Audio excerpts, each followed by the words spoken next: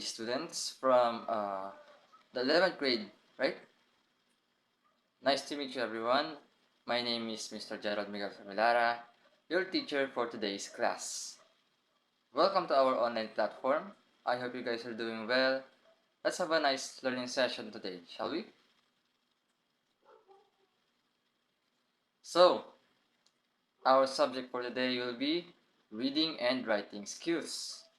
But before we proceed with our main topic for today, I would like to lay down a few rules during our class. Okay? Rule number 1, respect each other. Let others talk, respect the one who's talking, and of course, avoid interferences unless necessary. Rule number 2, be an active learner. This goes for everyone basically. Listen well, take down notes. Don't be afraid to ask questions if there are things you don't understand in my lesson. Please keep in mind that I am your teacher and it is my duty to ensure that you guys do learn something from me. And then we have rule number 3, which is never be too bold to assume kasi masasaktan lang tayo. Just kidding, guys. No such thing as rule number 3. Kindly follow these 2 rules to ensure that our sessions are orderly and proper. So now, to begin our lesson formally, let's bow our heads and pray.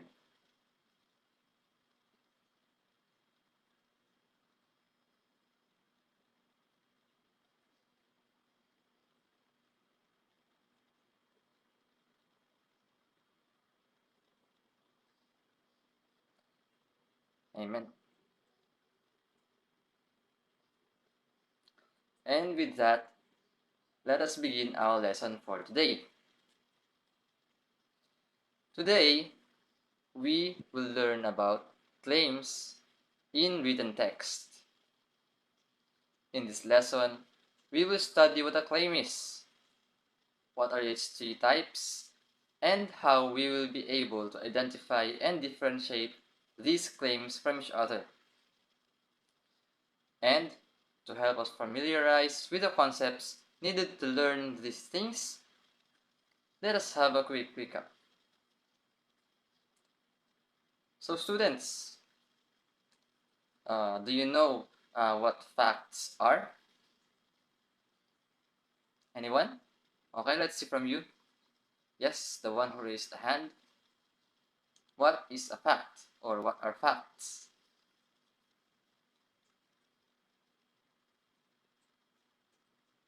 That's right.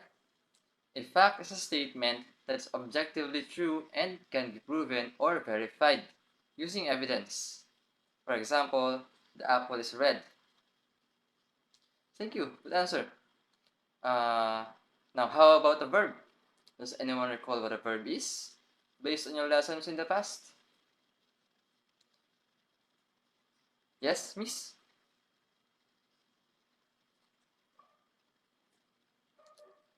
That is also right. Very good.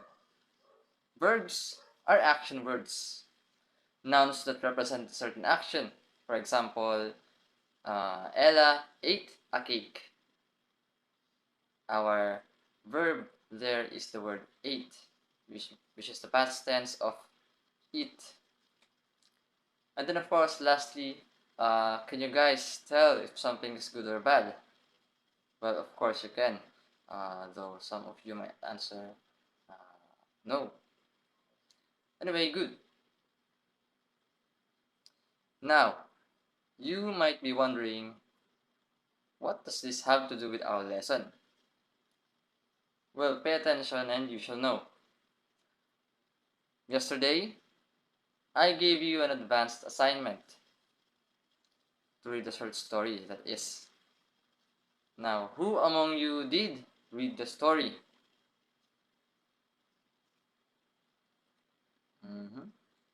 Good job to those who raised their hands. And as for those who didn't, I hope you have had good reasons. Again, rule number one, I respect that. But I do hope you do have some respect for the class. Okay? Now, what story was it that you read? What's the title? Correct. The Lottery by anyone? Hmm. No one remembered. It's The Lottery by Shirley Jackson. Shirley Jackson was the author of the short story.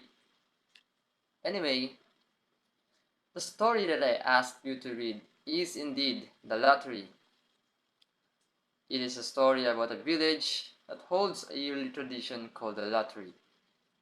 Basically, it's about following traditions blindly, even when it causes indirect or even direct harm.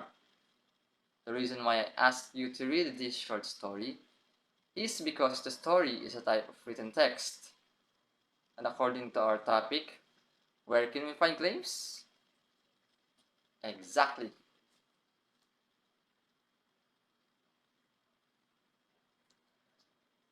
Here, young ladies and gentlemen, I have set statements from the story which I would like you to read. Okay, so kindly read the first statement.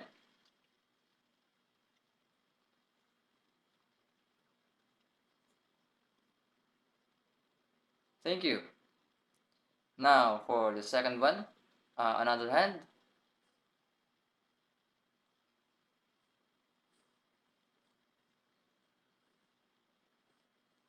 Okay, and for the last one, yes, mister.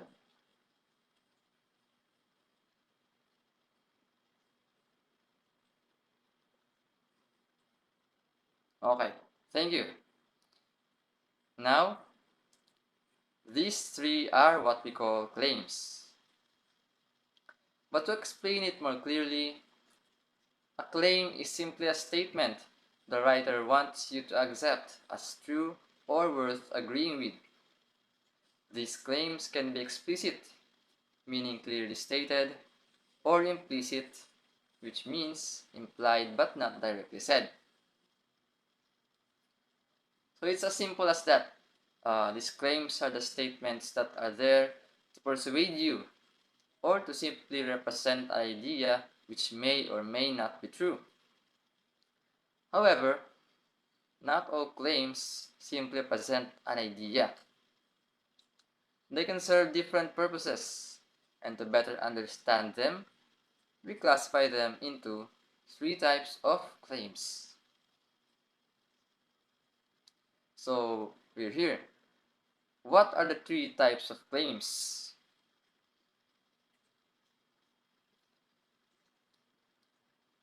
Okay. First, we have claim of fact. A claim of fact argues that something is true or false, and it can be proven with evidence. To know whether a claim is a claim of fact, simply ask yourself, is it true? For example, students learn better in smaller classes. Is it true? Maybe yes, maybe no. But the important thing is, it can be tested using research, data, or observation. And because it can be proven or disproven, it is considered a claim of fact. Understand that, class? Thank you for your reactions. Now that we understand what a claim of fact is, let's move on to the second type, a claim of policy. A claim of policy suggests a course of action. It tells us what should or should not be done. To identify it, ask yourself this instead. Is this telling me to do something? Or is it suggesting a solution or a rule? For example, we have schools should reduce class sizes. Is it telling us something is true? Not exactly. Instead, it is suggesting an action. It is proposing a change. Because it tells us what should be done, it is considered a claim of policy. Gets? Good. Well then, finally, we have the claim of value. A claim of value makes a judgment. It tells us whether something is good or bad, right or wrong, better or worse. To identify it, ask yourself, is this expressing an opinion or judgment? For example, smaller classes are better for students.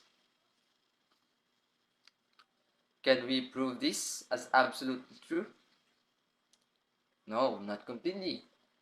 Because the word better depends on standards, opinions, or beliefs. Since it is making a judgment rather than stating a provable fact or suggesting an action, it is considered a claim of value.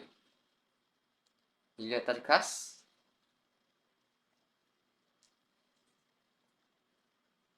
Okay, good. So, uh, I hope that you got this lesson right.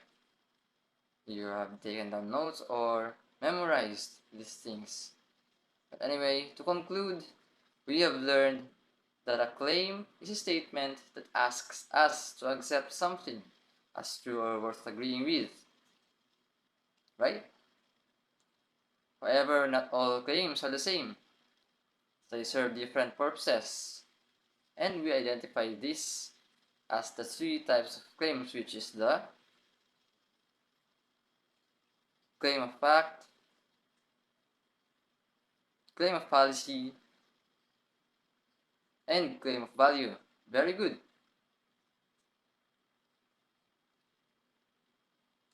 By learning how to distinguish these types, we become more critical readers and thinkers.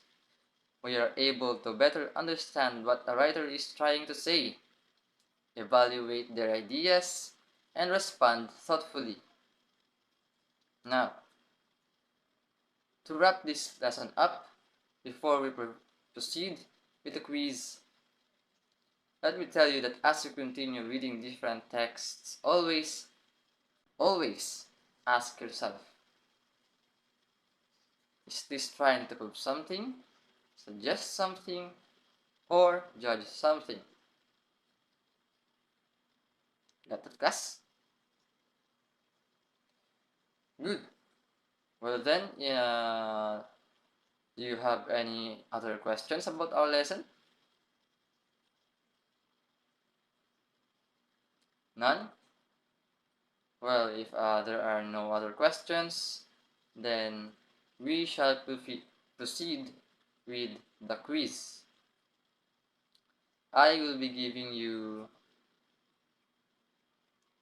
15, no, I will be giving you 10 minutes for the quiz. The quiz will consist of 10 items in which you have to answer, and after the 10 minutes of the quiz, we will be checking the answers that you did. Alright, class? Understand? Good. You may access the link now to answer the quiz. Your timer will start now.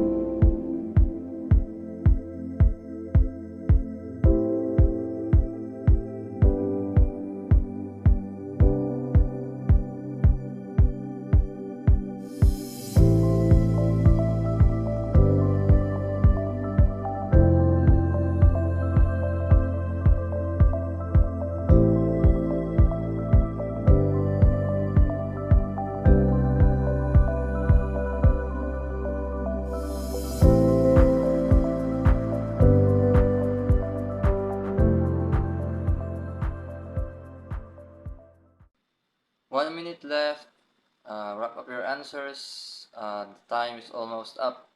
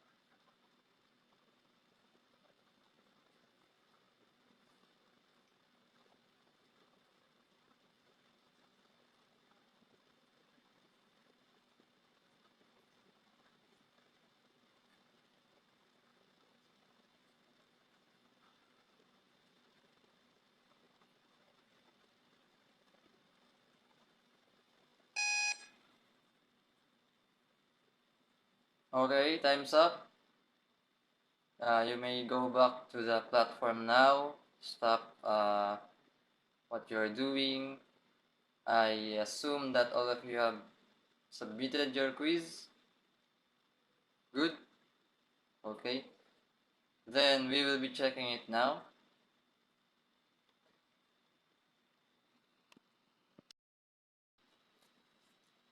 Okay.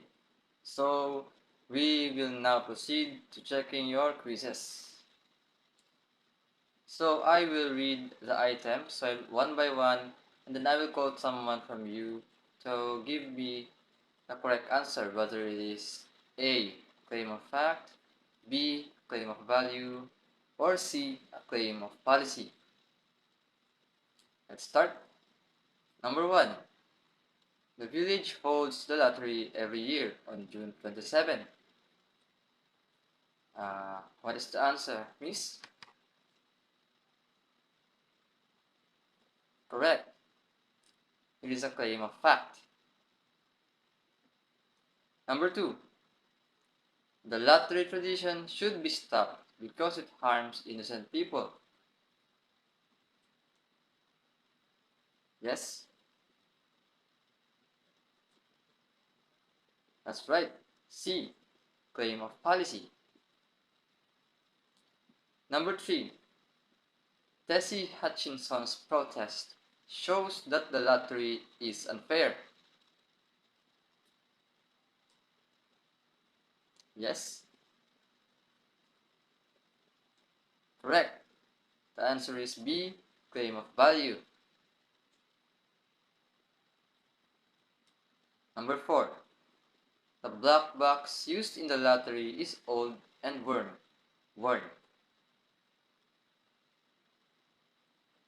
Yes?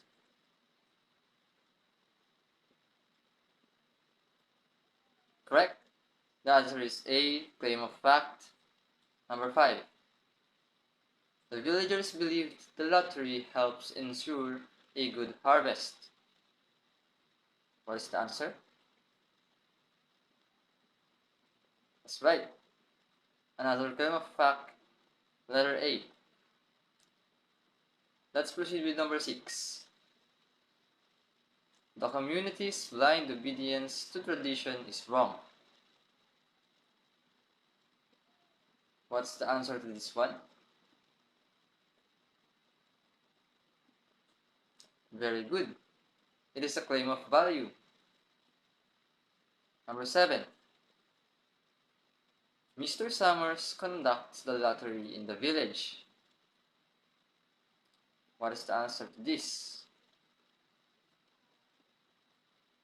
That's right. It is a claim of fact. Number 8. The villagers must question traditions that cause harm. What is the answer to this one? Yes? Correct. It is letter C, claim of policy. Number 9. Old Man Warner claims that abandoning the lottery would lead to chaos.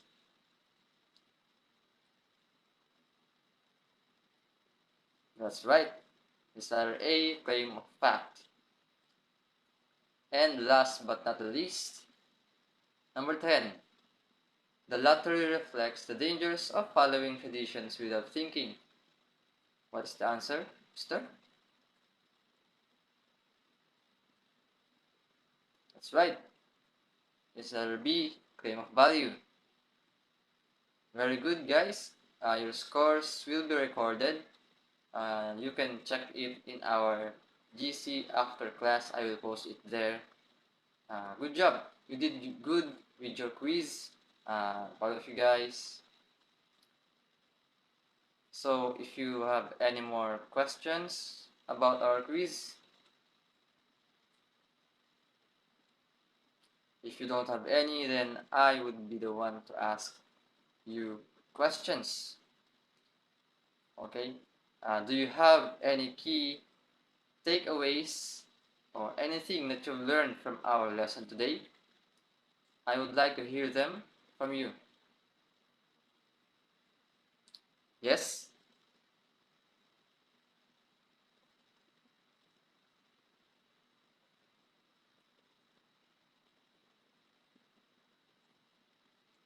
Very good.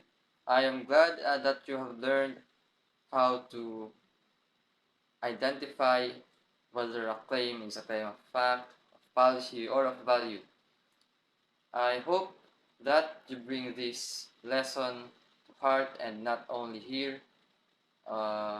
Thank you once again, students. Until our next meeting, class dismissed.